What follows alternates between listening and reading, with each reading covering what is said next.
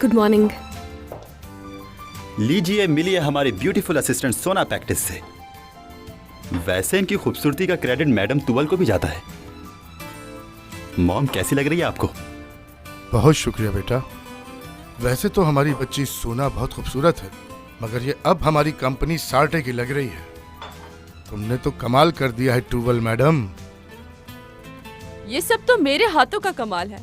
मेरे बगैर कैसे यहाँ कोई हसीन लग सकता है ना? सही कहा ना, फैशन तो मेरी रग रग में है। मैं फैशन डिजाइनर ना होती तो कुछ भी ना होती। अगर हयात मैडम की तारीफ खत्म हो गई हो तो हम मीटिंग शुरू करें। इतना भी काम को अपने पे हावी नहीं करना चाहिए मुराद। अरे हम अपनी बच्ची ही की तो बात कर रहे थे। सोना, तुम्हें तो पता ही होगा कि कल रात तुम्हारे बाबा और हम बाहर गए थे और खूब मौज मस्ती की हमने।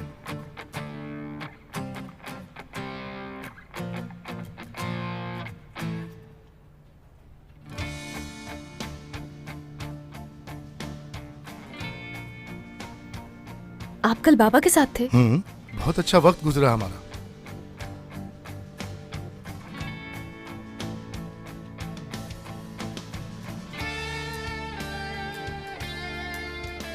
कमाल ने बताया नहीं तुम्हें क्या? शायद उन्हें याद नहीं रहा होगा। यह भी तो हो सकता है कि उनकी तबीयत खराब हो गई हो।